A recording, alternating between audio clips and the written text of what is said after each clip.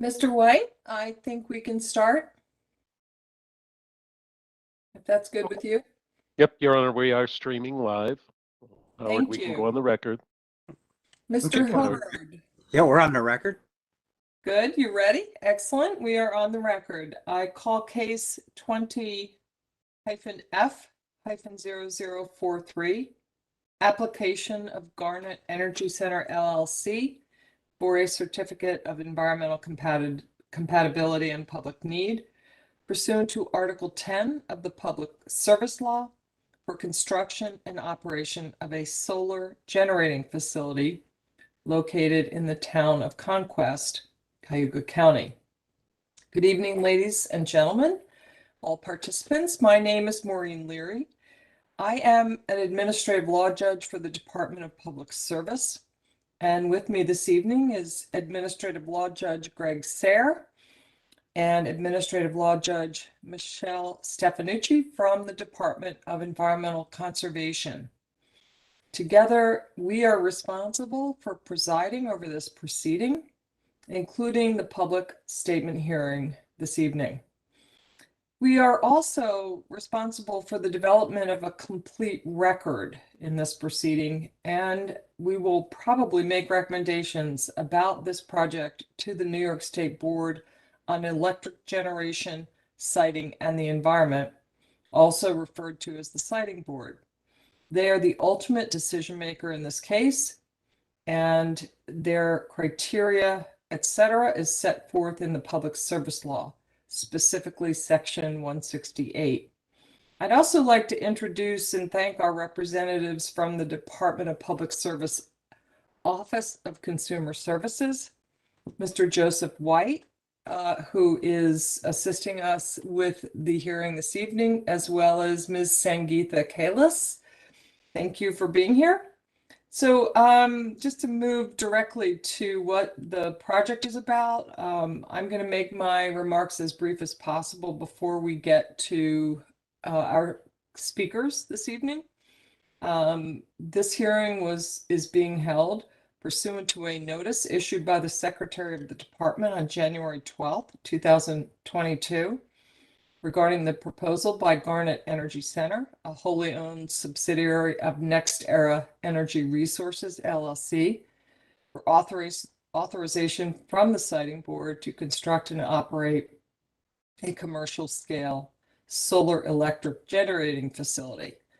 Project as proposed, would be located on approximately 1,900 acres in the town of Conquest, Cayuga County, and will have a generating capacity of 200 megawatts with a 20 megawatt 4-hour energy storage system. The project will be located on land owned or leased by Garnet Energy, and the project components include solar arrays on a commercial scale, access roads that will be constructed, electric collection lines, a collection substation, and associated interconnection facilities. What does that mean? The solar panels will connect via a 345 kilovolt switchyard to an existing New York Power Authority transmission line that is adjacent to the project area. Upon completion, Garnet Energy anticipates that the interconnection facilities will be transferred to and owned by the New York Power Authority. I want to explain our role because we, Judge Sayre, Judge Stefanucci, and I are really just in a listening role this evening, and yet our role is more expansive during the proceeding, and we want to make this clear, particularly with respect to the Siting Board making its decision based on the entire record, including your comments on the record this evening. In other words, the statements you are about to make will be taken down and transcribed by our court reporter, Mr. Hubbard, and they will be included in the official record of this proceeding. That transcript will be available on the department's website which is www.dps.ny.gov. And I'm going to give you one of the most important pieces of information that you should have, which is the case number. And you see it on your screen if you are participating electronically. And I'm going to give it to you if you're participating by telephone. It's 20F as in Frank or facility -0043. So if you go onto the department's website and hit the search function, you'll be able to enter that case number and bring up all of the documents, relevant documents that have been filed in this case. So make sure that you have that particular case number. Any comments that you make that are of a written nature must include that case number. So here's the purpose of tonight's hearing. It's to provide you with the opportunity to tell the siting board your position, your thoughts on the proposed solar project. This is not an evidentiary hearing, doesn't have witness testimony, cross-examination, admission of evidence, etc. That will be scheduled at a later time. This hearing also is not intended to be a question and answer session. Your questions can be answered, however, by contacting the project developer, which is Garnet Energy, NextEra, who has provided contact information so that you can get your questions answered. And we certainly, as the judges, want to assure that your questions are answered. So please take down this information. The company's contact information is Mr. Chris, K-R-I-S, Skornavaca, S-C-O-R-N-A-V-A-C-C-A, and his email is chris.skornavaca at n, as in Nancy, ee.com. That is at nee.com for NextEra Energy. His phone number is 561-694-4738. And if you need to correspond with him directly, he can be found at 700 Universe Boulevard in Juno Beach, Florida, 33408. Again, this information is available by searching under the case number. And please let us know if your questions have not been answered, because when you contact this Mr. Skornavaca. Very important that you have all the details that you need during this process. So in short, we will not be responding to your statements. It doesn't mean that, you know, we agree, disagree, etc. We just want to hear your position without interruption. So logistically, this is how we're going to work it.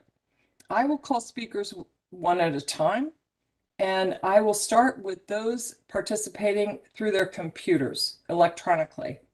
Then I will reach the call-in telephone participants. And just so everyone's clear, we have a little bit of difficulty with folks calling in by phone.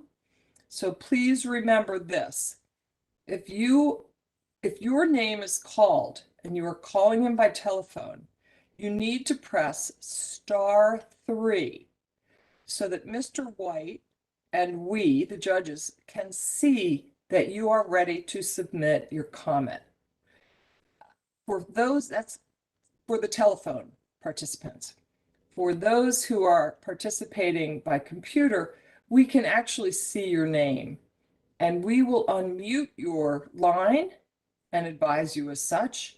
We will have called your name, obviously. Please state your name when your line has been unmuted and spell your last name. If your first name is a little tricky, spell that as well. But the most important is spelling your last name for our court reporter.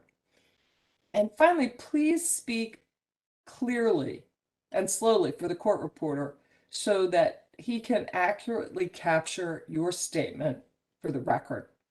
I don't think we have to impose time limits this evening. We did not have to do so this afternoon. But remember, as a courtesy to your neighbors and other folks who wish to speak this evening, please summarize any lengthy written statements, and then you can later submit them in writing to the secretary. this is not the only opportunity for commenting on the proceeding, so that if you're not interested in providing a comment this evening, you may still do so in accordance with the notice of this public statement hearing, and the secretary will accept those comments. Remember to refer to the case number. Her email is secretary@dps.ny.gov.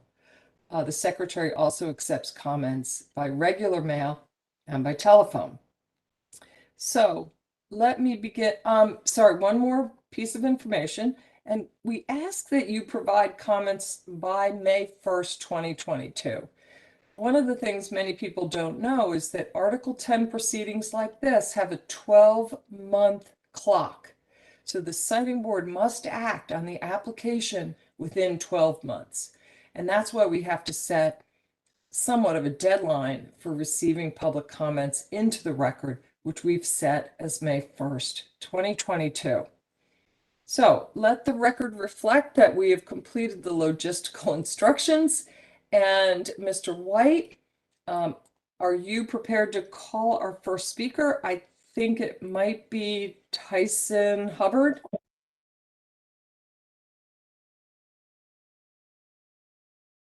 Unmuted Sangeeta by mistake. I was talking. This is Joseph. Yes, Tyson is here, and I'll unmute right now. There we go. I'm sorry, is Miss Callis the person that I should be referring my questions to? No. I just made a mistake and unmuted her. I apologize. Your speaker is unmuted at this point, Mr. Hubbard. Mr. Hubbard, go ahead. Good evening. Thank you. S-O-N, last name Hubbard, Hubbard. I grew up in this community. I graduated from Port Byron High School, and I appreciate the opportunity to provide public comment tonight. I support this project. I'm encouraged that NextEra and the New York State Department of Public Service have provided multiple forums now to receive direct comment from the public concerning the project. And I also appreciate that we've seen NextEra take and incorporate some of that direct feedback from the public in its amended application filed last month. My support for the project is based on two key factors. First of all, I believe it's a local, regional, national, international imperative that we diversify our energy sources. The state of New York has to be commended for its efforts to aggressively reduce emissions, including the goal of 70% of its electricity from renewable sources by 2030. And this sort of project is the exact kind of project that is going to be essential for achieving those objectives. I think many of us might have seen that Netflix film this year called Don't Look Up, and realize that climate change is an issue that must be addressed now before it's too late. And this Garnet Energy project is a step in the right direction, which is absolutely necessary in my view and must be pursued. Second key factor, in my opinion, this is a region that's desperately in need of capital investment. The median income in Cayuga County lacks significantly behind the national average. And this project will inject a boost of capital and economic activity into the community, which is going to provide really desperately needed help to the town, the school districts, the county, restaurants, gas stations, stores, and hotels in Weedsport, Cato, and Port Byron.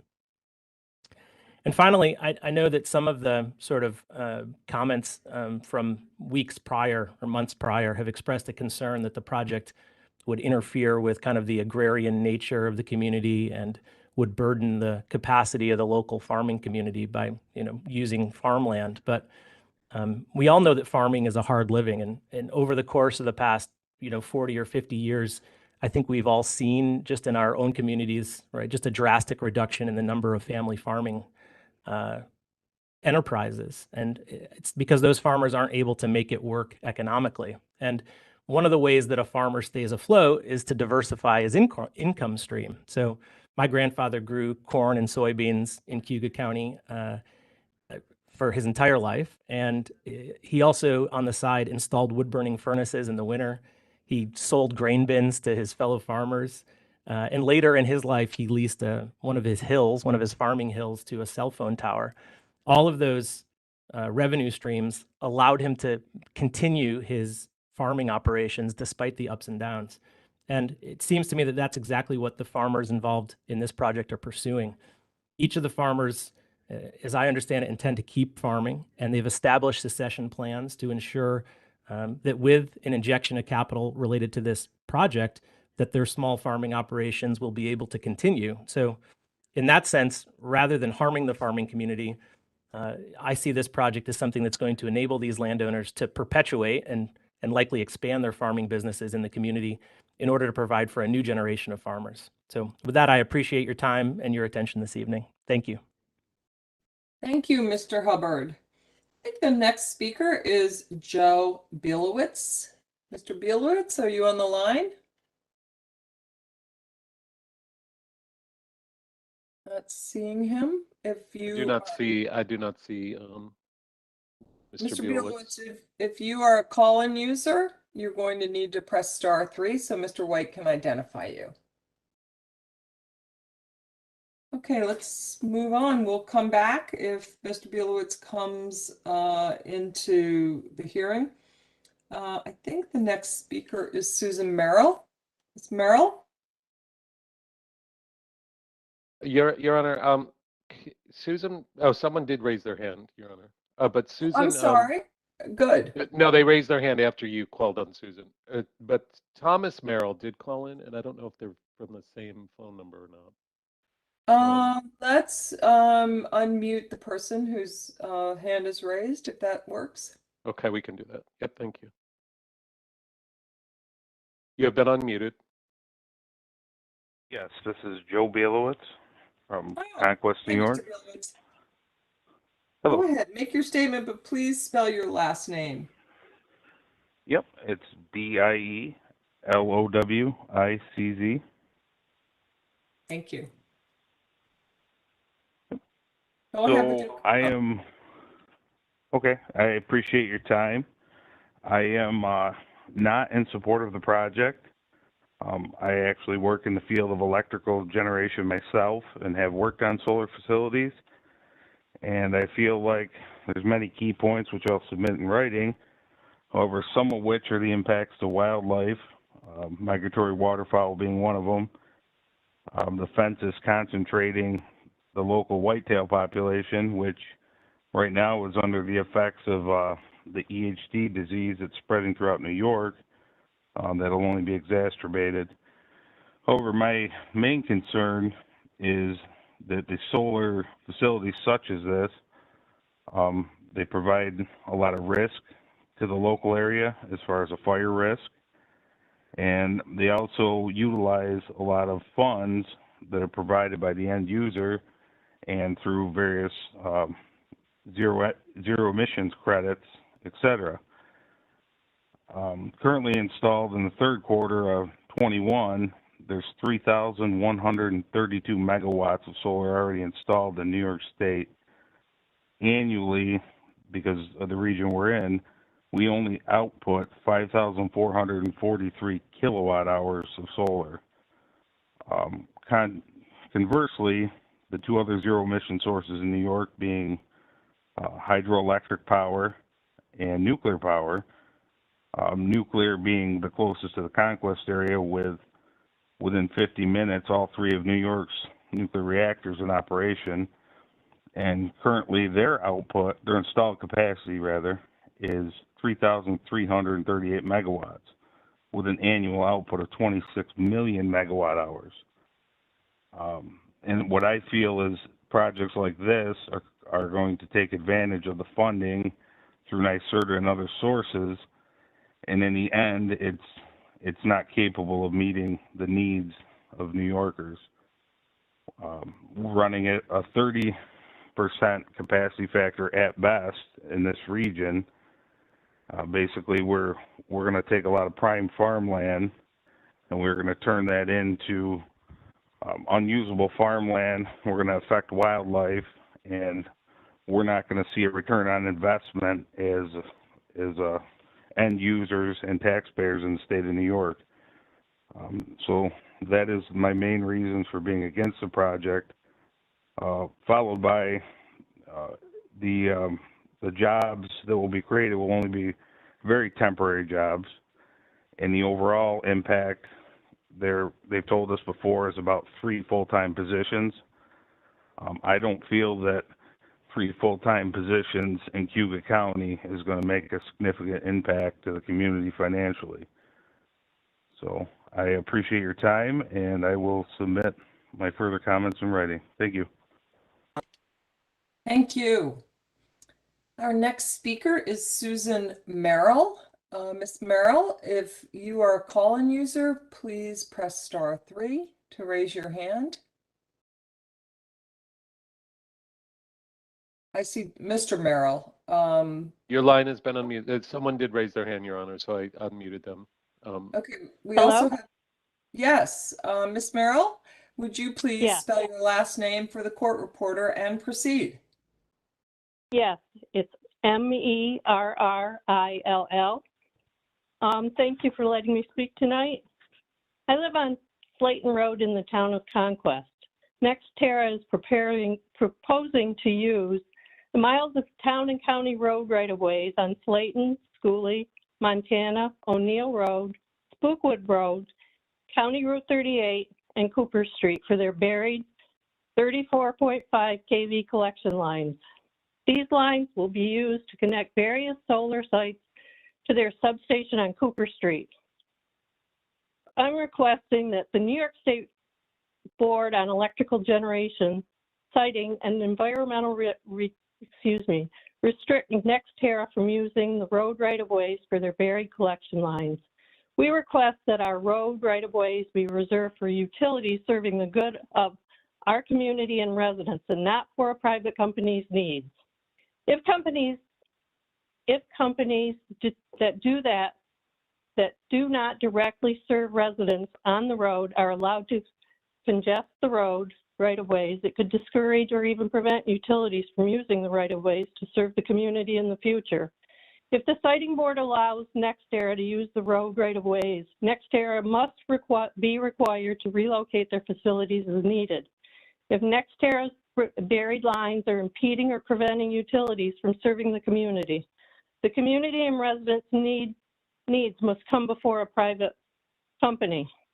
I have a concern for the collection line NextEra is proposing in front of my home. They will be trenching the line within 30 feet of my well. They are also proposing to a directional bore under Drake Road. The bore pit will be within 50 feet of my well. NextEra has not provided us with any details of the precautions they will take to protect our well. I want to assure that our well and our neighbors will be protected. Should the siting board allow NextEra to use the right-of-ways, NextEra has not addressed restoration or a timeline for that restoration to take place for the disturbances in the right-of-ways. NextEra proposes to cross many lawns, driveways, and farm field access, and shall be to access drives for their buried 34.5 kV lines. The restoration must be in kind or better, and shall be completed within 14 days of the cable placement on the properties. It is not acceptable for us to have our lawns and driveways torn up for an extended period of time. NextEra has said they are committed to use local companies wherever possible.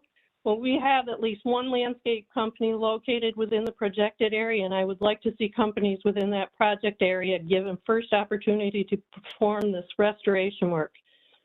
I believe the New York State Board on Electrical Generation citing environment should make sure our right-of-ways will remain available for utilities that serve our residents along the right-of-ways. Thank you. Thank you, Ms. Merrill. Our next speaker is Ann Sharp. Ms. Sharp, would you please raise your hand if you're a call-in user? I do not see you as an electronic sign. I've unmuted Ann Sharp, Your Honor. Excellent, thank you. Ms. Sharp, go ahead. Please spell your last name for the court reporter. SHARP. Thank you, Your Honor. I'd like to say I'm a longtime resident of the Conquest community. My property is adjacent to the proposed industrial solar facility. I took it upon myself to review the attachment N2 of the application. And from what I read, I can clearly state I am not in favor of this project. I'm concerned because Garnet Solar and NextGen have very incomplete information about the water tables that supply both my well and surrounding neighbors' properties well. I believe the exact wording was no impacts to drinking water are anticipated as a result of project construction or operation. I do not feel enough studies have been done regarding solar panels and long-term effects on the environment. Like I said, I use my well, like many other people, for both my household and livestock that I have. I'm concerned about hazardous chemicals leaching into both the soil and the property. From what I understood from the N2 portion of the application, that before and after construction, the company was willing to test the wells. I feel at a minimum, an annual testing of private wells while the solar panels are in place should be performed with the results provided to the residents. I am terrified that there's going to be something into my water. There's no testing unless I do it. And I'm going to end up with cancer or some other disease that will be incurable as a result of non-testing. And of course, I'm not going to know anything about contaminated water until it's too late. So again, at a minimum, I feel annual testing of private wells should be performed if this project goes through, but I can tell you with 100% fullness in my heart, I am absolutely against this project. Thank you. Thank you. Our next speaker is Thomas Merrill. Hello. I can hear you, Mr. Merrill. Please state your name and spell your last name for our court reporter. My name is Thomas Merrill, Thomas-Merrill. I want to thank you for the opportunity to speak today. I would like to begin by saying I'm not opposed to all solar power, but I am opposed to these large-scale industrial power projects. New York State is unleashing these large industrial solar facilities on small rural communities like ours. If completed, large areas of our small rural towns will be covered by acres of solar panels, scarring our beautiful rural landscape. I assume these solar developers are targeting the agricultural lands because they are cheaper for them to develop. Additionally, our small towns offer them less resistance because there are fewer residents, and often our small towns lack zoning restrictions. The resulting transformation of our small rural landscapes will have some negative consequences for the community and the adjacent landowners.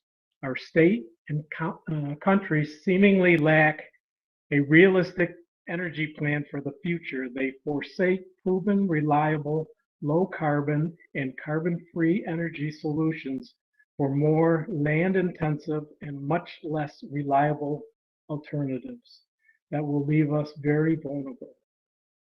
I request a hold on this and all industrial solar application approvals until the state can develop clear guidelines for these facilities that protect our rural communities from solar developer predation that is happening now.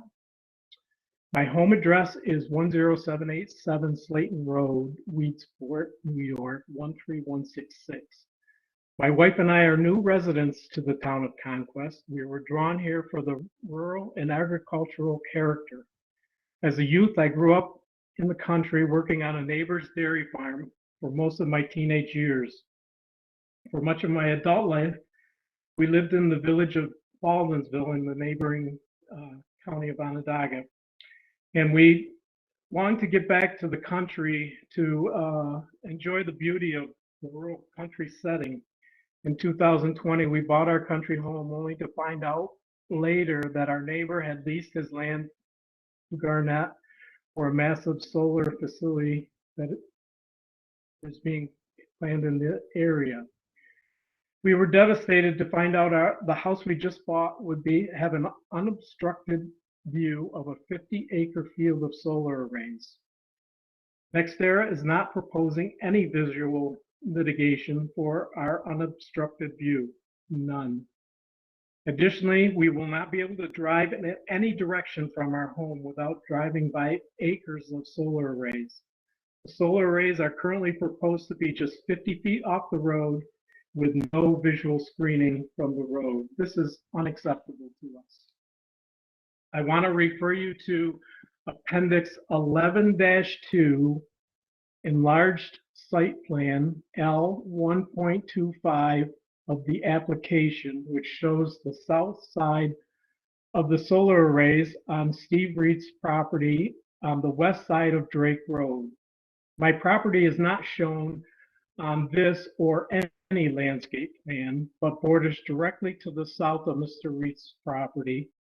NextEra's landscape plans show no visual screening to the south, again, leaving me with an unobstructed view of the solar arrays. I request that these panels be removed from the plan or NextEra be required to provide a visual barrier between my property and the project. A major concern for me is the negative effect of this facility on my property values and the property values of my neighbors. I'm an adjacent property owner.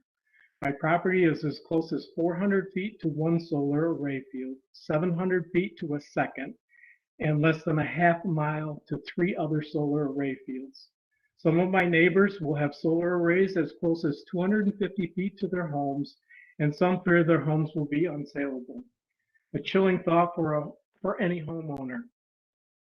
Skornavaca of NextEra, a NextEra representative, has insisted at 2 public town meetings that our property values will not suffer.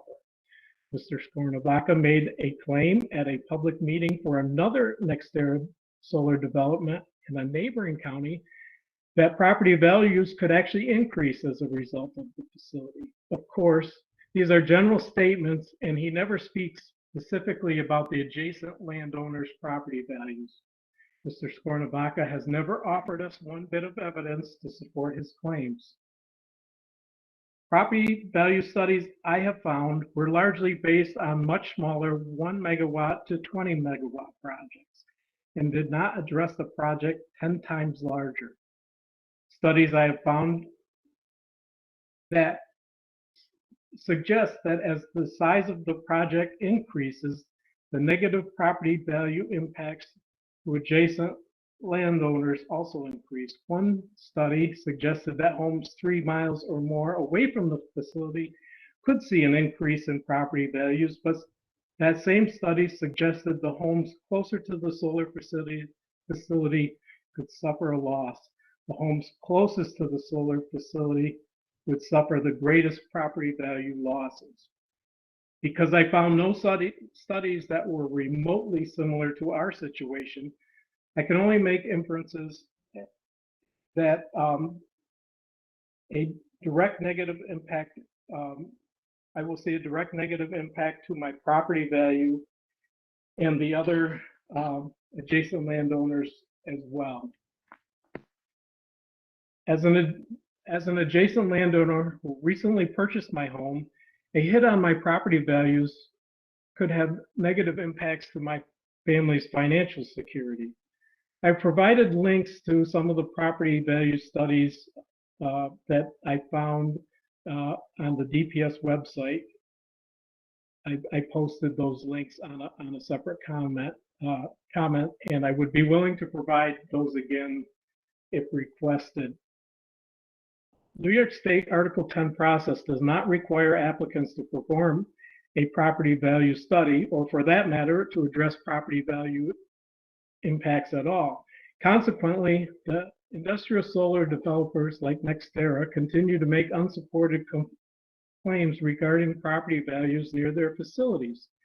Given this is one of the first industrial solar facilities of its size in New York State, and there are no studies solely focused on the impacts of these large solar facilities on adjacent property owners, isn't it reasonable to request an independent property value impact study that includes properties 1 mile or less from the facility perimeter with an in-depth focus on the adjacent landowner property values? I would also request that a reputable real estate broker familiar with the local market and a reputable appraiser from a lender like Farm Credit East, who routinely does appraisals on properties in our town, be consulted for direct input into this study.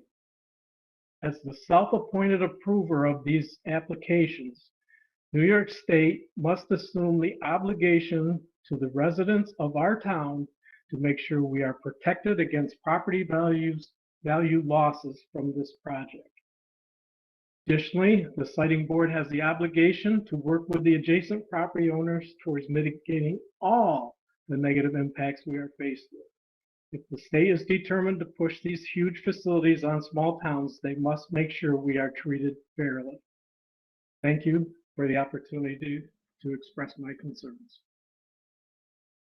Thank you very much, Mr. Merrill. Next speaker is Suzanne Montana. Ms. Montana? You've been Yes. unmuted. We can hear you. Would you state and spell your name, your last name for the court reporter?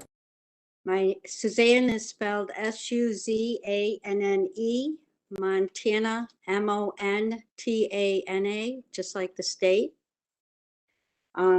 I live on Slayton Road in the town of Conquest, where some of the proposed sites are less than a quarter mile from where I live.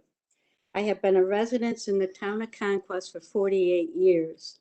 My husband and I continued his dairy farm and raised our children for over 20 years of that time period.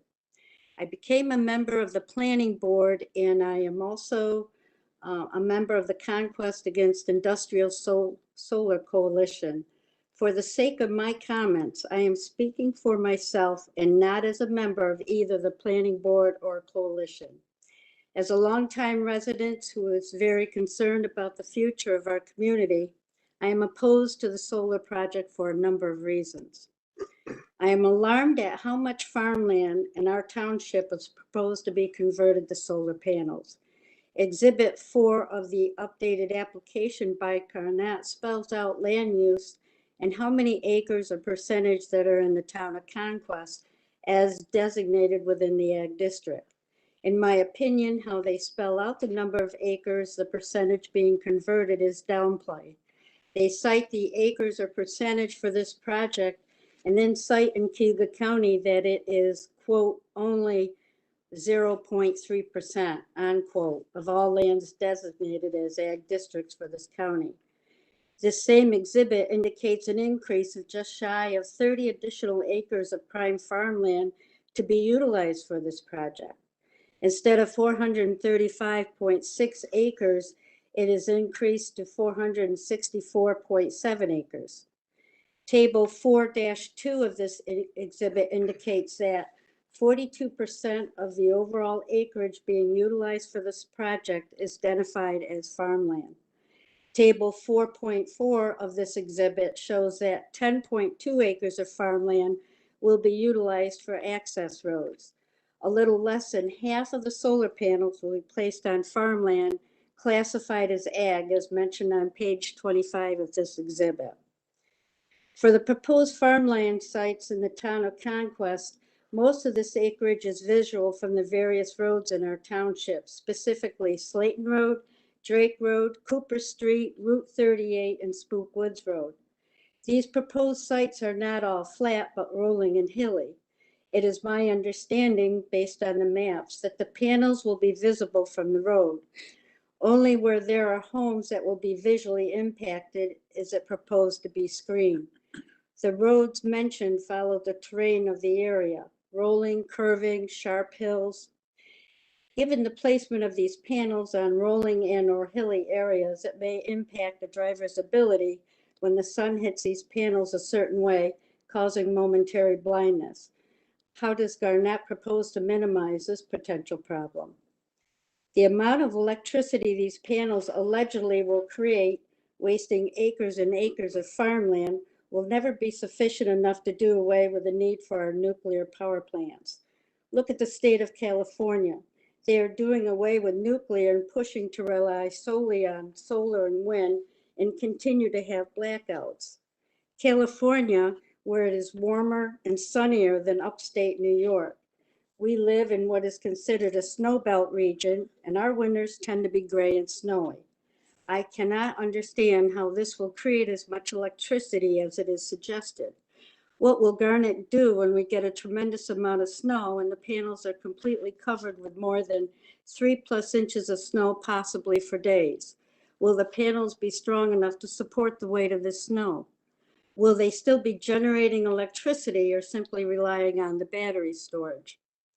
Exhibit 4 of page 26 talks vaguely about decommissioning, claiming the temporary soil disturbances will be restored following construction, with the exception of about 17.7 acres that will be permanently destroyed. It is further stated on page 32 that, quote, the town and village will value agriculture for maintaining the rural character of the community and for strengthening the rural economy, unquote. First of all, what is that supposed to mean, and how will this happen?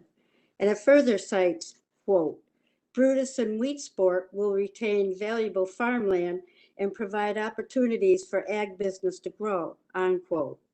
So what about the town of Conquest? Is Garnet suggesting that we will no longer have any valuable farmland? Further, is Garnet suggesting the town of Conquest will not be able to provide opportunities for ag business to grow after this project is complete? Based on this sentence, Garnet knows fully well ag business will decrease in our township once the project is complete. Those that entered into a lease agreement with Garnet are known in our community.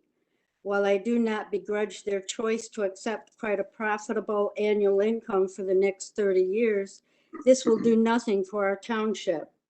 Sure, our town board will have to enter negotiations with Garnet for host community income, but for us who reside in the township, we are getting nothing and will have to rely on our town board to provide any incentives, reduction in taxes, etc. I cannot foresee after 30 years that those who entered into this lease agreement or their children will be going back to farming. Although I have nothing to support my view, it is my belief the value of our homes will eventually depreciate. To put it in perspective, when I look out my front window, I am able to see farmland, woods, a variety of wildlife throughout the year. If my home was across the road of the proposed project, I will see nothing but panels. Based on this project's proposal, homes that will be visibly impacted will have trees planted. However, trees do not hide these panels from view for many years. They will only provide screening about the time these panels would need to be replaced or removed, if they survive. Will Garnet be replacing any of these trees during the lifetime of this project should they die? How large will these trees be when they are planted? What type of tree, slow or fast growing? Those that reside within a 1 to 2 mile radius of these panels will have a hard time selling their home for what they may be assessed for now, especially those who will be surrounded on all 3 sides. What assurance will we get from Garnet that the value of our property will not be reduced due to this proposed solar facility? On page 19 of Exhibit 27, Garnet provides Table 27-13, breaking down a proposal of annual and cumulative payments. This table paints a rosy picture of what the town of Conquest can most likely receive, in addition to 3 local school districts, Cato Meridian, Weedsport, and Port Byron, as well as Cuba County and the Fire District. According to this table, Cato Meridian may receive almost $13 million, with the town of Conquest estimated to receive half of that at roughly $6 million. Why should the school district obtain more than the town for hosting such a large project? I know all school districts obtain funding from a combination of federal and state grants along with tax money. With the proposed money to all 3 school districts, I foresee New York State will then reduce the amount of state aid for these schools, citing the income they are receiving from the solar project. Again, what assurance can Garnet provide stating the amount the school districts receive will be above what they would obtain via grants? Miss Or Montana, Miss Yes. Montana, Yes. we have many more speakers to go this evening, so I'd like you to wrap up and submit your comments in written form, if you would, to the secretary. But we have many more people, and we need to get to them before it's too late. So would you mind wrapping up? Yes, I will wrap up. I will basically, the other things I'm concerned about is the fact that I do not feel this is energy efficient or green energy based on the proposed site restoration and decommissioning plan as identified as Appendix 29-1, and I will provide further detail on that in my comments. I do want to say one more thing before I sign off.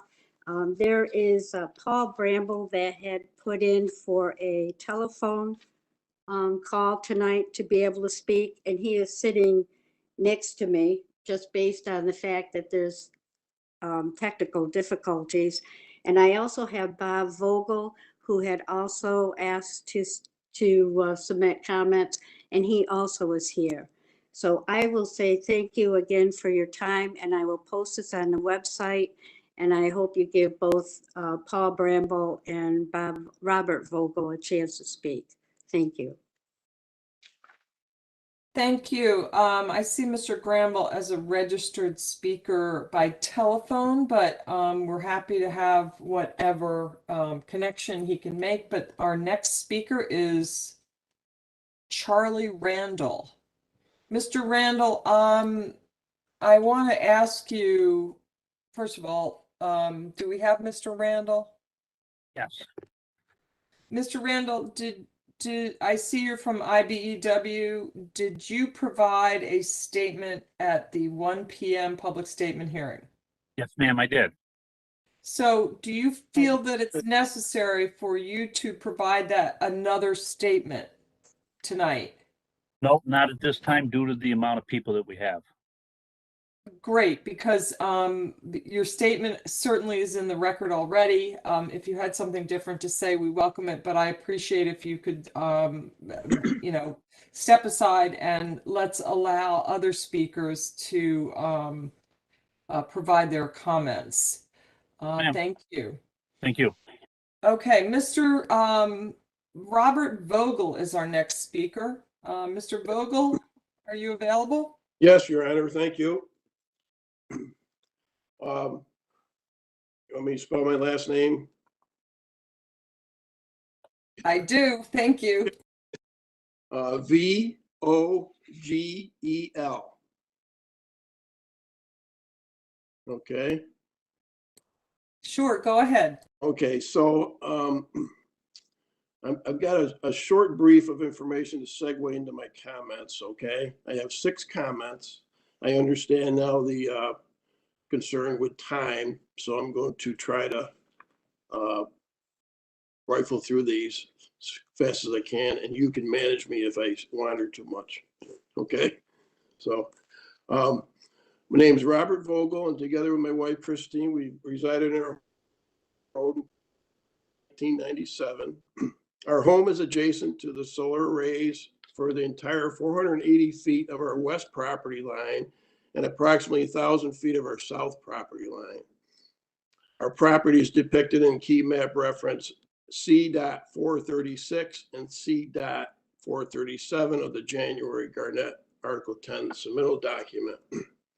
I am chairperson of the Conquest Planning Board, a member of the Conquest Comprehensive Plan Development Steering Committee, and I belong to the Conquest Against Industrial Solar community.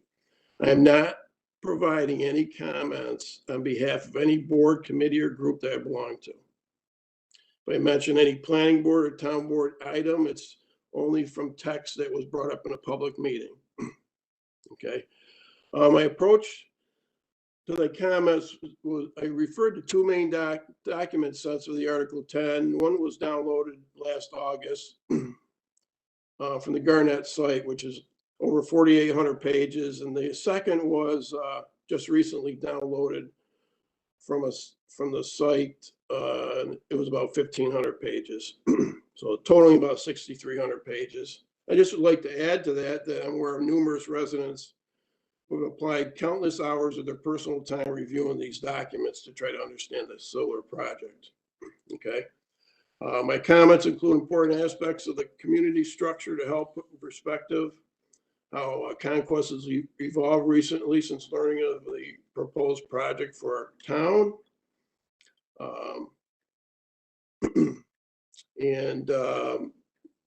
Just to wrap up this segue, since finding out in the summer of 2020 through various paths, heightened awareness in the town has increased, and that's evident through increase of the attendance to town board meetings, along with the discussions in those meetings concerning the solar project. So my first comment is, prior to 2020, summer 2020, Conquest had no formal zoning, and therefore no zoning board.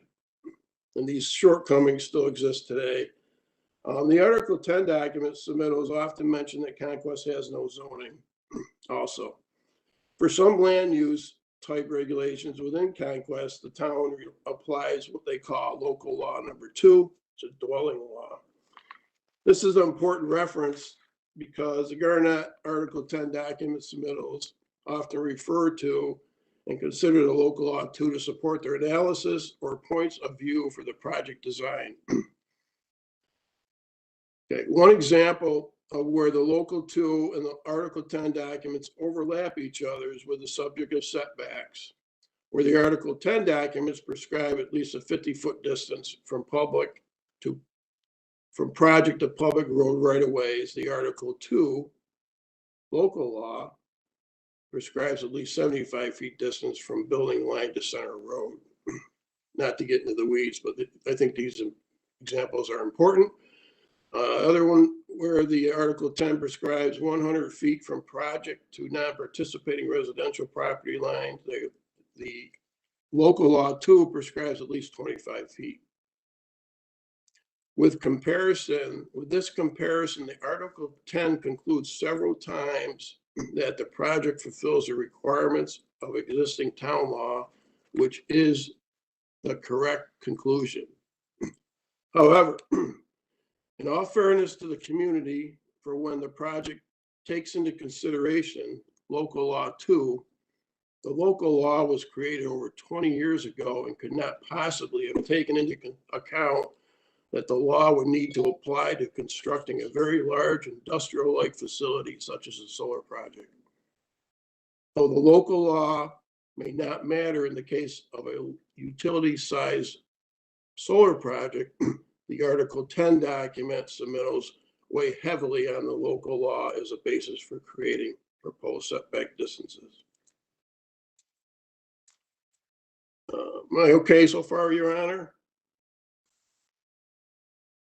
I would say that you probably have another minute or so. Okay. Okay. So leading from there, I just cover, and I'll submit these in writing. I covered 2 reasons why it's important. I compare, I talk about the town also didn't have a planning board. Town board took the action to create a planning board with near-term goals to start a comprehensive plan. We started that with partnership with the Cuyahoga County Economic Development. And from there, it's important that setbacks should be based on what are normally seen with other solar projects, which we have data that range from 25 feet to 500 feet in some areas. And we also have data on what our current setbacks are within Conquest, which are not necessarily in alignment with the project setbacks. So I've prepared some pretty systematic comments here, but I think I'm going to be a victim of the time constraints. So I would just respectively request that I submit these. I do know that embedded within some of my comments are questions, and I do understand when you led into the project that I should pursue questions with the project team, which I will do. But I would also like to keep all my comments intact and submit them for the record. That would be completely acceptable. Thank you. Okay. And do submit your comments. I did not mention this earlier. I'll mention it now. I don't want the Department of Public Service staff to be bombed, but if you strike out in getting information, you certainly should reach out to the department, and certainly the judges would be interested in assuring that you get your questions answered. So your comments should certainly come in intact, but please pursue trying to get answers to some of the questions you still have. Okay, our next, and thank you. Okay, Your Honor, thank you. And that effort to pursue would be through to the judges or to the. No, I'm not suggesting that at all. I think you need to contact Mr. Skornavaca, who I believe is the project manager. He was on our earlier call. I don't see him on now for the evening call, but there may be a NextEra representative on that can alert him to what we have discussed. And I'm just going to make a request that if there is a NextEra or Garnet Energy representative, that that be done and there be some effort made to respond to your questions, but make sure you present them. Okay, Your Honor, thank you for that clarification. Sure. Okay. our next speaker is Paul Bramble. Mr. Granville? Thank you. B-R-A-M-B-L-E. Hello, my name is Paul Bramble. My family and I have been residents of Conquest for the past 39 years. I've been a local plumber for the past 45 years, as well as the owner and operator of the Cato Hardware, along with my family. I've gotten to personally know many residents in the area. Most agree with me in being strongly opposed to this massive industrial solar facility, which will not be a farm since there will be nothing agricultural about it. I'm a member of the Conquest Against Industrial Solar Coalition, but today I am speaking for myself alone. The race to erect such a large-scale, maximum efficient solar operation will hurt local ecosystems if developers and operators aren't careful. Given the swift pace of construction and massive scale of the project, there have not been adequate studies done to determine environmental effects such as soil erosion, changes in water use, increase in local temperatures, and wildlife conservation.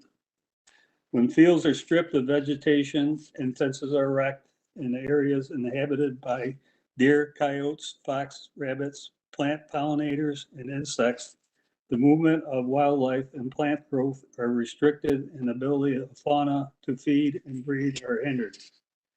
Take away the open fields, hedgerows, wetlands, and forests, and you're left with a devastating effect on wildlife. Solar panels shade the land while blocking some areas from rainfall and dousing others with a heavy runoff. This changes the growth conditions for plants and greatly impacts pollinators and wildlife. Panels also generate so much heat that insects are incinerated and bird feathers literally get burned off as they fly through. The developer has said that wildlife corridors will be included in the facility design to allow deer to travel across the land. Deer establish different paths across the landscape for various reasons, including changes in food, water availability, breeding, and to escape natural predators, such as coyotes. Funneling deer to few limited routes would greatly reduce their ability to travel safely. This will displace their natural pathways and affect their behavior. In summation, I am greatly concerned that the sheer size of this project will result in many negative environmental consequences for Conquest. Thank you for hearing my concerns. Thank you, Mr. Granville. Our next speaker that I'm calling is Tally, I want to say Chazkowski. And Tally, I just want to make sure that you did not speak. If you are on the line, I see you are. Did you provide a comment at this afternoon's public statement hearing? I did not. I would like to make a comment now. Perfect. Go ahead. Would you kindly spell your last name? Yes. For the court? And actually, would you spell your first name as well? Yep. Tallie, Tallie, and my last name is Czajkowski.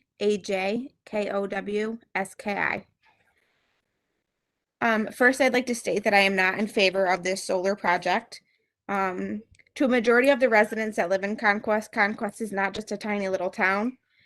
Conquest is where many of us grew up and got married, started a life of our own and raised our children, maybe even started a business of your own. The list goes on. To a majority of us, all these little life events make the town of Conquest historic to us in its own little way. As you may know, Conquest is a rural little town of about 2,000 people, where a man's word meant more than a piece of paper until recently. My family and I currently live on our family farm. This farm has been in the family since 1876. Once we got married in 2015 and eventually had a family of our own, I thought it would be a good idea to get some animals for them to care for, just as I did when I was a child. From there, our herd of animals grew, as well as the responsibilities and lessons it has taught our two children. Dave, who is 5, currently wants nothing more than to grow up and farm. Which brings me to my point that these solar facilities will not just affect my generation, it will affect his as well. No matter which direction you're coming from, when you enter the town of Conquest, you're greeted by large fields, wildlife, beautiful scenery, and maybe you'll be even lucky enough to see some of the beautiful bald eagles that have decided to make Conquest their home as well. There is plenty of land in New York State that would better serve the solar facility. There is no reason this project should be taking up valuable agricultural land. There are plenty of abandoned landfills and dumps or other areas that would benefit from these solar facilities. These solar facilities aren't just in the middle of nowhere in these fields, they're surrounding people's homes. That is it. Thank you. Our next speaker is Peggy Lilly. And Miss Lilly, I want to ask you, if you are on the line, if you provided a comment at the 1 p.m. session. Miss Lilly, are you on the line? Your Honor, she's not on electronically. Maybe she called in.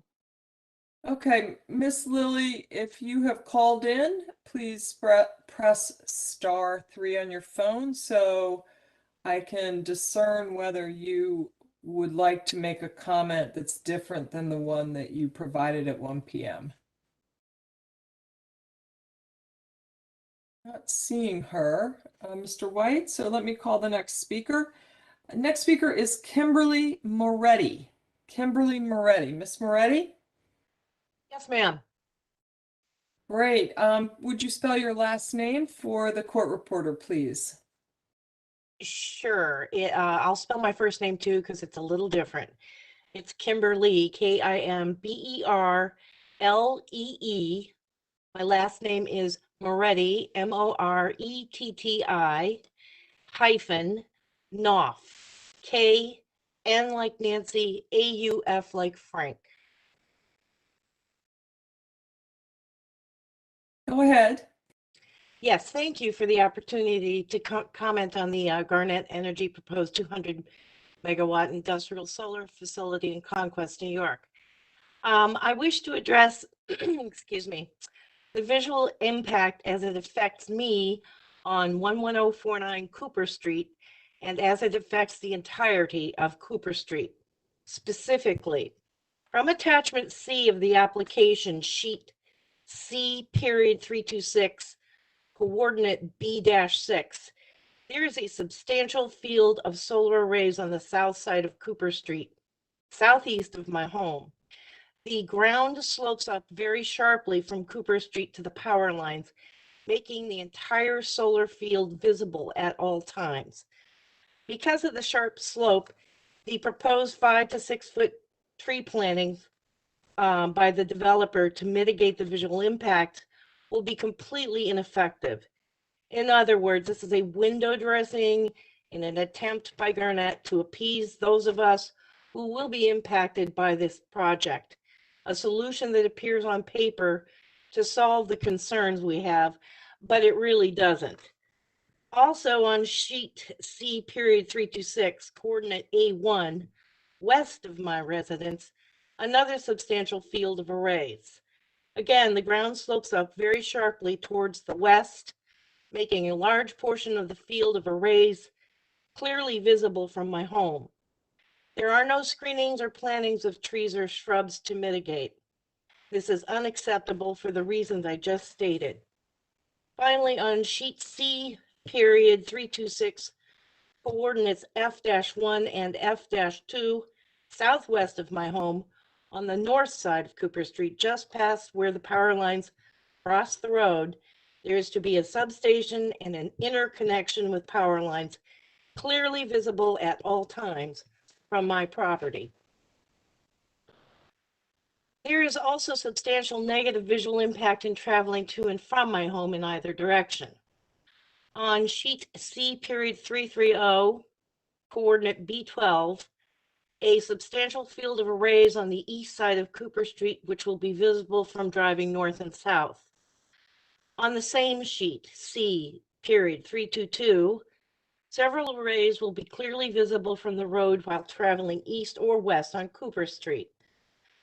Coordinates A and B, 1-2, the ground slopes up sharply again to the north from the road, making the entire array visible while driving past.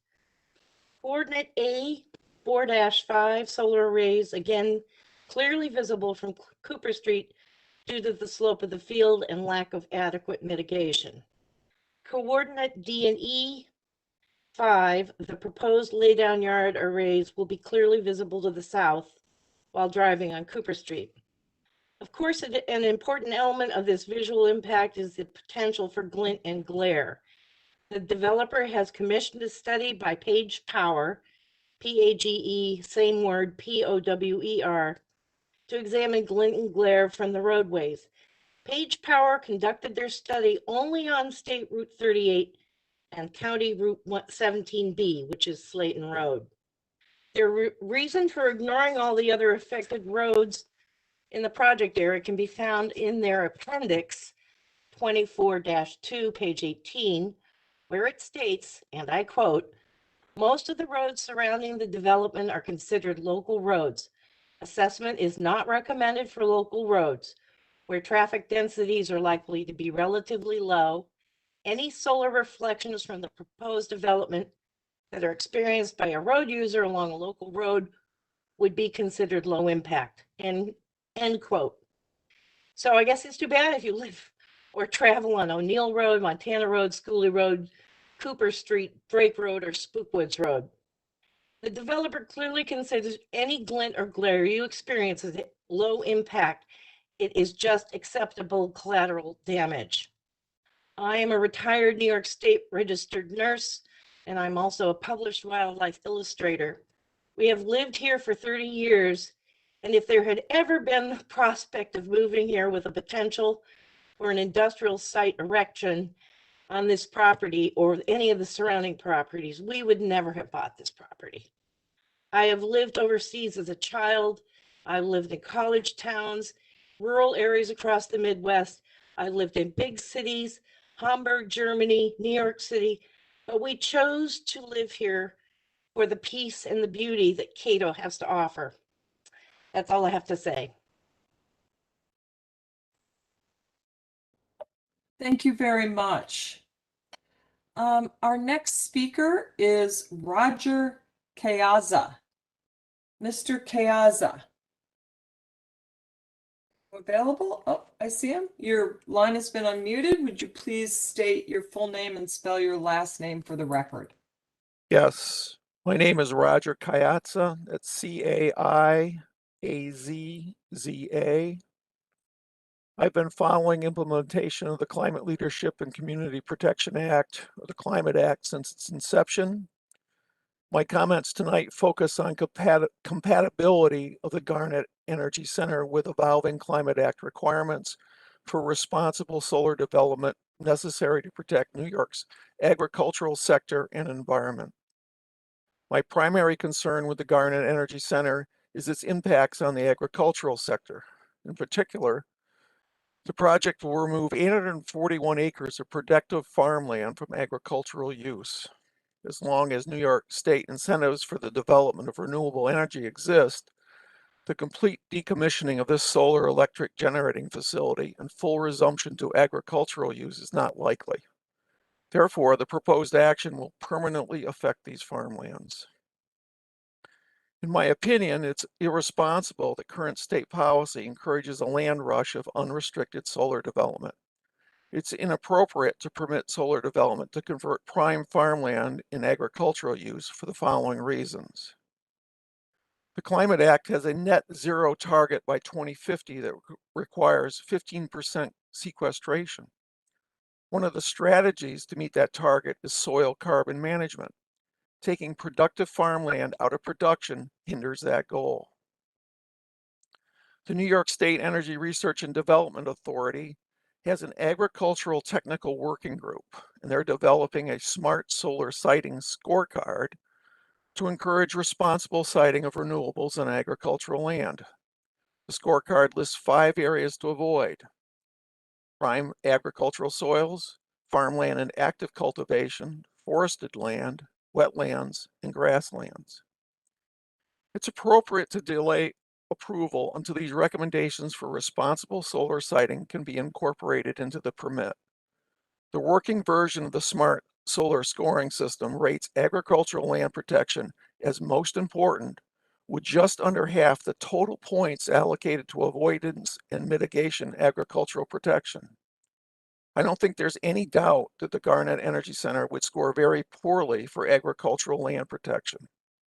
As a result, it's entirely appropriate to incorporate the minimization strategies proposed as part of that effort as conditions of permit approval, and that can't be done until the recommendations are complete. Furthermore, the New York State Office of Renewable Energy Siting regulations include an agricultural plan.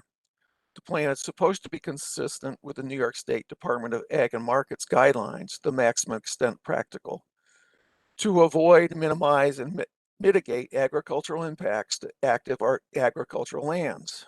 Unfortunately, the Ag and Markets guidelines have been eviscerated since October 2019, when all the previous recommendations related to siting goals were removed.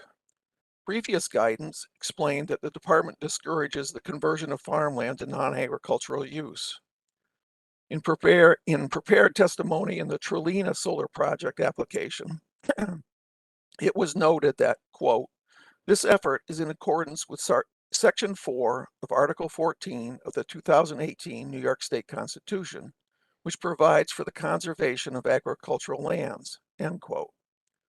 The testimony went on to note that Ag and Markets has developed a siting policy supportive of solar development efforts on agricultural lands if, their emphasis, the proposed projects are properly sited on lands other than the state's most productive farmland. The goal at that time was projects should limit conversion of agricultural areas within project areas to no more than 10% of the soils which represent the state's most productive farmland. According to Garnet Energy Center amended Exhibit 4 land use, there will be 464.7 acres of prime farmland in the limits of disturbance area, 51.9 acres of prime farmland if drained in the project area, 324 acres of farmland of statewide importance. The sum of those areas is 841 acres, and that's 37% of the project area. This is far in excess of the Ag and Market guidance. There's another Climate Act aspect to consider. It's irresponsible for the state to allow this project to proceed before a cumulative environmental impact assessment that considers the consequences of removing productive farmland is completed. The latest State Climate Act environmental analysis analyzed 13,200 megawatts of utility scale solar, but the draft scoping plan solar projections are over 3 times higher. Solar projects in the Article 10Q in 2020 averaged 9.3 acres of equipment per megawatt. Using that number, the latest state environmental analysis evaluated solar equipment on 110 square miles. But the smallest scoping plan scenario solar equipment area is 353 square miles. On one hand, I sympathize for the project developers who are following the script for solar development as it stands today. However, protections have not been built into New York requirements that enable responsible solar development. Therefore, I believe it is in the best interest of the state and the neighbors of the facility to delay approval of this permit until those requirements can be incorporated into the permit conditions. Thank you. Thank you. Our next speaker is Michael Davis. Mr. Davis, are you available?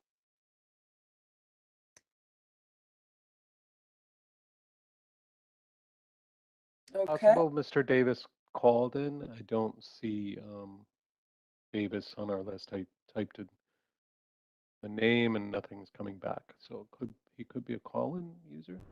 Okay, if you're a call-in user, please, and you're Mr. Davis, please press *3. Okay, let's move on. Our next speaker is actually I'm going to ask Dorothy and Matthew Schlegel, who are both apparently registered. We do have a raised hand, Your Honor. I apologize. So we no have worries. yep, Go we have ahead. a raised hand. Okay. Is go this ahead. Mr. Davis? Yeah, I'm here. Okay, thank you. Okay, can you hear me? Yes. Good evening, everyone. My name is Michael Davis, D-A-V-I-S. I reside at 11114 Turnpike Road in Clyde, and I'm the business manager for the International Brotherhood of Electrical Workers in Geneva, New York. Myself and my membership are in favor of the installation of the solar field for obvious reasons. Jobs, jobs, and more jobs. The recent pandemic has slowed our work outlook considerably. A solar installation of this size will create much needed jobs in this area of this construction market and the ability for us to train our apprentices in how to install all these things. The Garnet Energy Project will not only create much needed jobs for the region, but will also help fill one of the region's most glaring weaknesses. Representing the hardworking electrician of our area has allowed me the privilege of setting on various job creating boards. One weakness recognized as a hindrance to growth by all of these boards is a lack of reliable electricity. Any company looking to relocate or expand will first check the availability of cheap, reliable electricity to run their facility. That is an area we are lacking in our region. Therefore, it only makes sense for our municipalities to embrace green energy infrastructure and help turn this deficiency into one of our strengths. Not only will this project strengthen our infrastructure, but will also create good jobs with good benefits during its construction. Some opponents use the word temporary jobs. Well, I'm here to tell you that though construction projects may be temporary in nature, the career of an electrician is how I permanently fed my family for the last 30+ years. Projects such as this are the backbone of the construction industry and our middle-class economy. Some might even call these temporary projects progress. Most of the recent area solar projects have been built using local workforce and carry with them the stipulation that the state's prevailing electrician's rate be used during construction. NextEra Energy has shown a commitment to using the local workforce model. Not only will this help us to train our next generation of local electricians, but the benefits they earn will largely be processed using local financial institutions, creating even more opportunity for our area. Increased tax revenue, good paying middle-class employment, upgrading our infrastructure, trading our next generation clean energy to meet the needs of the new businesses. These are just a few of the positives that this project will bring to our area. I would like to thank you for the chance to speak on behalf of this project today, and I hope you all see its value for our region. Thank you. Thank you very much, Mr. Davis. Our next speaker, I'm going to ask Dorothy and Matthew Slagle to step up, and I'd prefer if only one of you provides comments, if that's good. Mr. or Ms. Slagle, are you on the phone? Yep. I'm on the phone. Good, your line's been unmuted. Are you going to be the spokesperson? Yes, ma'am. Excellent. Would you please state and spell your name for the court reporter, and then go ahead with your comment. Yes. My name is Dorothy, D-O-R-O-T-H-Y. Slagle, S as in Sam, L-E-G-L-E. Good evening. Thank you for giving me the opportunity to speak. I am against the solar project. We are one of the owners of Conquest Cattle Feeders, LLC. We are located on the corner of Cooper Street and Route 38. My husband and I have lived in the town of Conquest for approximately 15 years. Our farm is one of those that will severely negatively be impacted by the current proposal of the solar panel project. While we nor other area farmers were never given the opportunity to purchase or lease any of the proposed land for the project, we will be facing several challenges to the successes of our current farm, consisting of approximately 2,000 head of cattle. Challenges include feed supply for the animals, spreading of manure, bedding supplies, and water quality. We will have to travel further from our home to spread manure as well as produce crops for cattle feed. This means it will cost more money for us to run our operation. In addition, there will be an increase in road hazards with larger farm equipment being operated on busy state roads. Land prices to lease and/or purchase will also be affected. All of this makes it difficult for current farm owners as well as young people to remain in business or become interested in the farming community. As it is, there is less than 2% of the entire population involved in farming today. How is this project going to affect the value of our operation? No one is going to purchase a farm that is landlocked per se. No one is going to want to live in the area surrounded by toxic, wasting, producing eyesores. What is the long-term effect of the panels going to do with the health, safety, and well-being of those living in the community? What are the environmental effects? To be honest, we have talked about selling our property and moving somewhere else. How do you do that? We don't just own a house. We have hundreds of acres with buildings and other dwellings to decide. In addition, this farmland that I'm talking about is farmland that we have leased and or already operated in years past up until the landowners decided it was time for them to do something else. In addition to our farm's operations, we also have 3 young children. We would love to see them continue farming once we retire. What will this area look like in 50 years when the lease is up? Will the leased land be usable, safe for farming? No one really knows. In a most recent publication featured in Grassroots of New York State Farm Bureau, it states that the governor is in support of agriculture.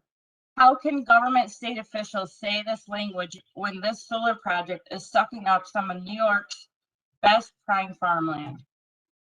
In closing, I would like to ask, how are we benefiting as a community from this project? Oh, that's right. The only people benefiting from the project are the individual farmers who signed up their land to lease to Garnet. Thank you for listening to our comments. Thank you. Our next speaker is Mary Ann Adams. Mary Ann Adams, I believe you're a call-in user. Would you please press *3 on your phone in order to provide your comment?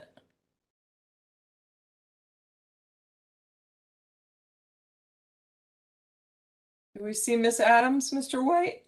I don't know, Your Honor. I asked asking for your permission to lower all the hands on in the deck, and then we can re-ask her to raise her hand because we have two call-in users that have their hands raised, but I don't know which one she would be. Would you like me to just unmute one of them? That would be good, and ask why their hand is raised. Your hand is, or you've been unmuted. Call-in user. Hello. So let's give the last couple digits of the phone number for the call-in user. I believe the one that we have is a 239 283. 283 number. That is me, And your name? Mary Ann Adams. Perfect. Thank Go you. ahead, Ms. Adams. Would you just spell your last name for our court reporter, and you can proceed when with your comment. All right, thank you. My name is Mary Ann Adams, the last name A-D-A-M-S. And I have a farm on the corner of Van Horn Road and Route 34 in Cato. This is quite near the proposed solar development in Conquest. But why should I be concerned if I don't have to look at the project from my house? Well, I'm concerned because I'd like to speak for those who can't speak for themselves. I came to the Cato area in 1975 when I began my teaching career at Cato Meridian Central School. I also taught at Port Byron High School. As an avid bird watcher and naturalist, I've spent hundreds of hours observing wildlife on my farm in Cato and along the back roads, many of which lie within the project area. During the past 47 years, I've seen many changes, the most dramatic being the astronomical growth of intensive agriculture. Over the years, I've also witnessed a drastic decrease in the numbers and kinds of insects in the area, as well as a decrease in the number of local bird species and individuals. Removing more forest and transforming other wild land to something suitable for installing posts and solar panels will further exacerbate the loss of diversity. The clearing of 260 acres of forested land within the project area will have a profound effect on the wildlife. Habitat will be destroyed as the land is cleared down to dirt so that solar panels can be mounted. Once that happens, there won't be any going back, at least in terms of a functioning forest ecosystem. Birds require habitat for breeding and insects for feeding their young. Removing habitat will decrease the likelihood of reproductive success for many avian species that remain in the project area. In addition to habitat loss, the installation of security fencing around sections of the arrays will create barriers that will impede and disrupt the movement of wildlife within the project area. Deer, coyote, and other species will need to find ways to cope with these changes. Will populations that previously lived on land that is now being developed find their way to other acceptable habitat, or will they simply disappear? When I learned that the industrial solar project was coming to the neighborhood, I joined several other concerned citizens to form the Rural Preservation and Net Conservation Benefit Coalition.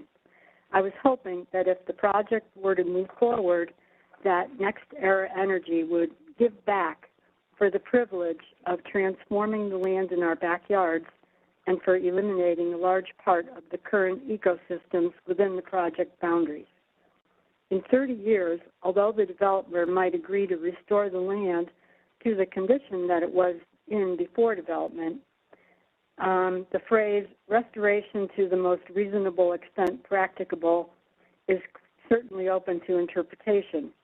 Once raised, forested areas will not be restored. That would not be practical because it certainly would be very, very expensive. Therefore, I think it would be appropriate for Garnet Energy to decrease the amount of forested land to be used for the project by avoiding the most species-rich areas. It would also be appropriate for them to agree to mitigate for the loss of woodland by preserving forest elsewhere. Last, adding native plants, shrubs, and trees to the landscaping to make it pollinator-friendly would go a long way toward providing a net conservation benefit. I think that we could make this a positive situation. Thank you very much for listening to my comments. That's it. Thank you very much. Mr. White, I see a couple of hands raised. I know we've heard already from a few of the people whose hands are raised, but let me call on Ann Sharp. Have we heard from Ms. Sharp yet? Ms. Sharp, or Mr. White, can you unmute Ms. Sharp's line? I think you unmuted the 315-776 number. Here we go. I'm sorry. We did call him Ann Sharp, but I'm not sure if you wanted. Did you speak, Ms. Sharp? I already spoke. Right. Okay, apologies. Nope, thank you. Okay, so just make sure your hand is lowered. I'm opening up the floor to others who may want to provide comments. We have reached the end of our registered speakers. There are still 3 call-in users whose hands are up. Why don't we try call-in user 12, Mr. White, 315-776. Let's unmute him or her. Okay, your line is unmuted. Are you interested in providing a public comment this evening?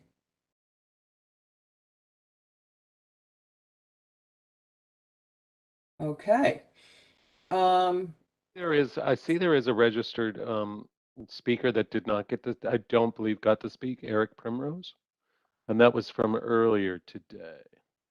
Did we skip over Mr. Primrose? No, he was from our earlier session today. So okay, is he on the line? Is yeah. Mr. Okay, let's unmute Mr. Primrose's line and take his comment, please. Hello, folks. My name is Eric Primrose. You may have heard comments from my father, Edward Primrose. So that might be the confusion there. My name is spelled E-R-I-C-P-R-I-M-R-O-S-E. I'd like to say that I'm in favor of the solar project for many reasons. I am a landowner of some of the land that will be used for the solar project. The most important reason that I'm in favor of the project is that it is very important that we start taking care of our planet and start taking care of our environment, and global warming is a huge issue for us. Replacing fossil fuels that produce carbon dioxide that warm our planet with solar is of the utmost importance as far as I'm concerned. Additionally, this project has many benefits for the community. both in the creation of infrastructure for electricity and roads, but also in contributing money to the local school districts, the town, and to participants in the project. I feel that it has many benefits and very few downsides, and I would like to support it wholeheartedly. Thank you. Thank you. I'm going to just put out a last call for those who may be interested in providing a public comment for this evening. Please raise your hand and we will unmute your line. I believe call-in user 19 has had their hand up for a while, but that could be somebody that already spoke. Do you want to unmute them and see Yes, who they are? please. Okay. Let's do it. The You've been unmuted. 239-283 number.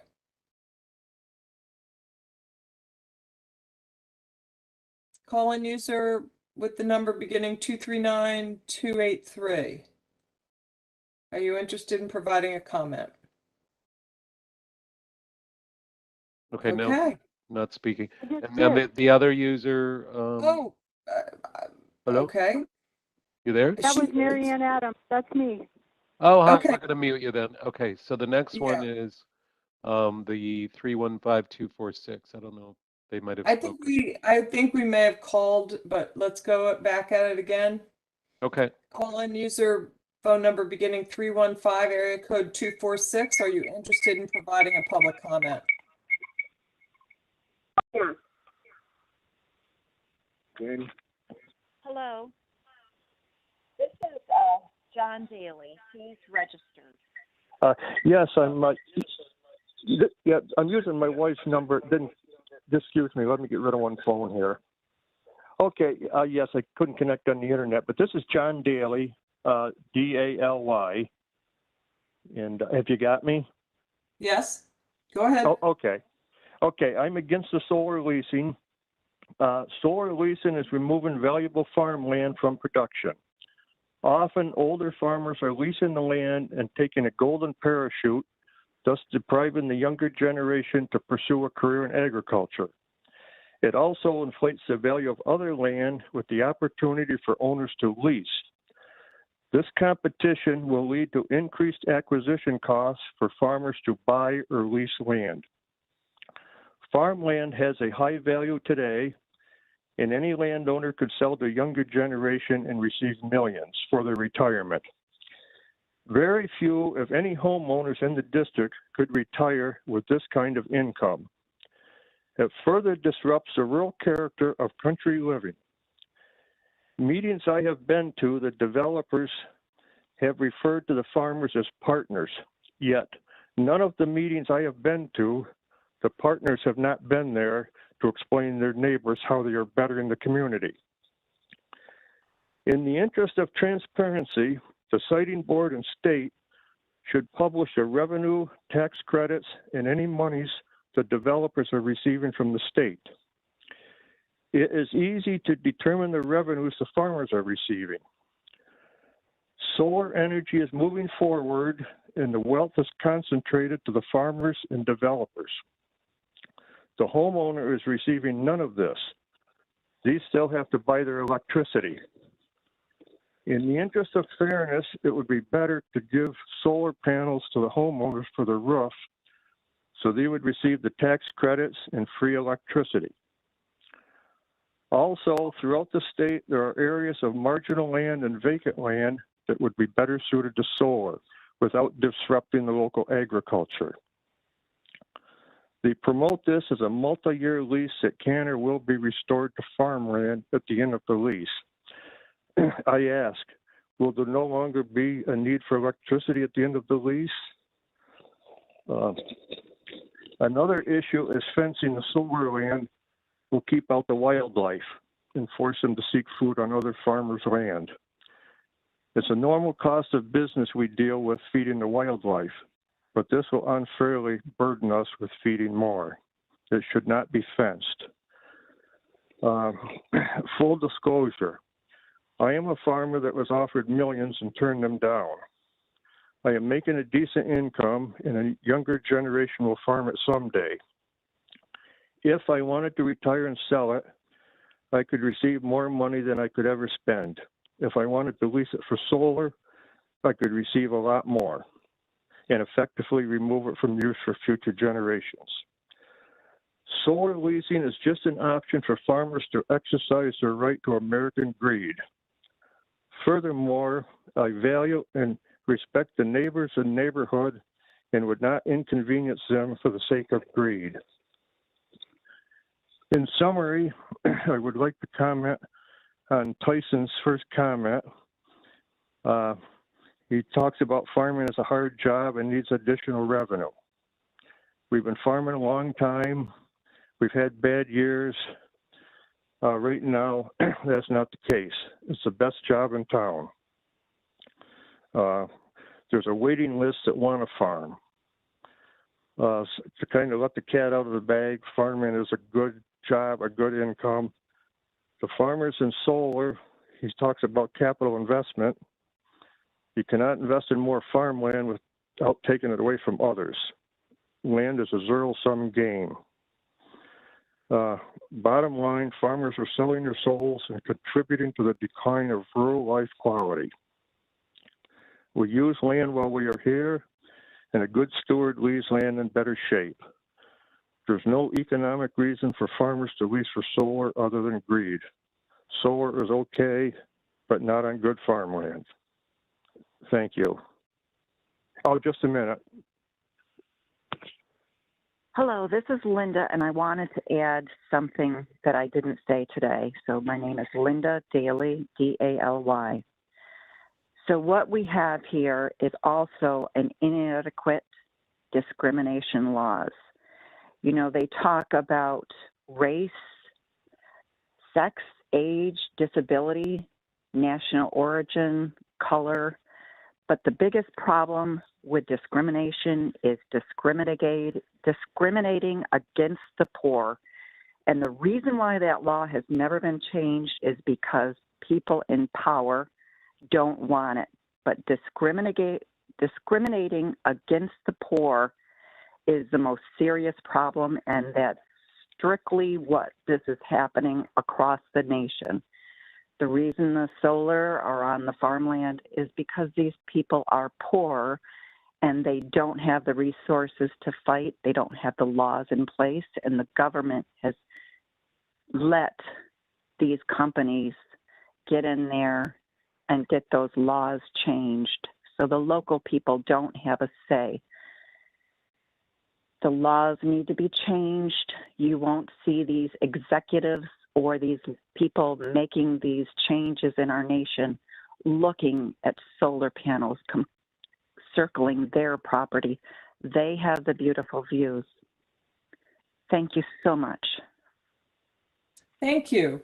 Mr. White, I think that concludes those who have asked to provide a public comment. Correct me if I'm wrong. Just see the one hand still raised. If you've spoken already, could you please hit *3 on your phone? That'll lower your hand, and then we will know that we're finished with call-in users, please. So I'm going to make this I can instruction. clear the deck, Your Honor. Go ahead. You can Go ahead. Do that, please. Okay, the deck has been cleared, so you can ask now if anybody would like to make comment. Okay. Anyone who has not provided a comment this afternoon or this evening, and you would like to provide a public comment, please press the hand function, the raise hand function on your computer, or press *3 on your telephone so we can recognize you and accept your public comment. We do have someone, Your Honor. Okay, unmute the line. This is call-in user area code 315730. Yeah. Your name? My name is Stephen Wright, R-E-I-T-Z. And did you provide a comment? Excuse me. Did you provide a comment this morning or earlier this afternoon? No. Okay, go ahead. I didn't get through. Okay, go ahead. I am a landowner that has signed a lease with NextEra Energy. NextEra came to me and offered the opportunity to become part of their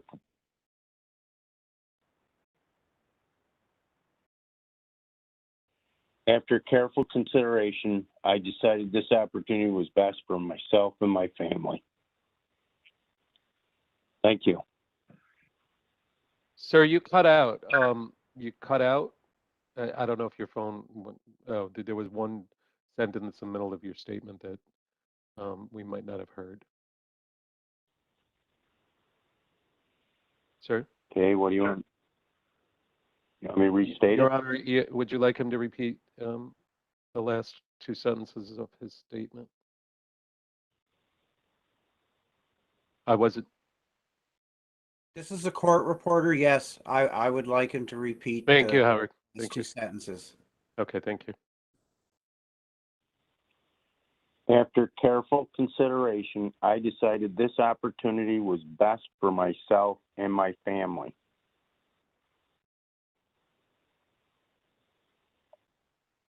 Thank you. Okay, let the record reflect that all registered speakers and all other participants in the public statement hearing have been heard or given the opportunity to be heard. There are no other members of the public that have expressed an intention to provide a public statement at this time. We reiterate that you may still submit written comments in the proceeding, and the process for doing so I set forth earlier, but it is also in the Secretary's January 12th, 2022 notice of this hearing. Please submit your comments by May 1st, and remember the most important number in submitting comments or in obtaining further information about the project is the case number, which is 20F as in Frank 0043. And if you go to the Department of Public Service website and use the search button, enter that number and the public information about the project will be available to you. Many thanks to all of our speakers for their excellent comments and to all participants. Thank you to Judges Sayre and Stefanucci, to our court reporter, Mr. Hubbard, and to our Consumer Services representatives, Mr. White and Ms. Kalis. This public statement hearing is hereby concluded, and we are off the record. Okay, we are off the record. Thank you. Thank you. Have a good evening, everyone. Yeah, you too.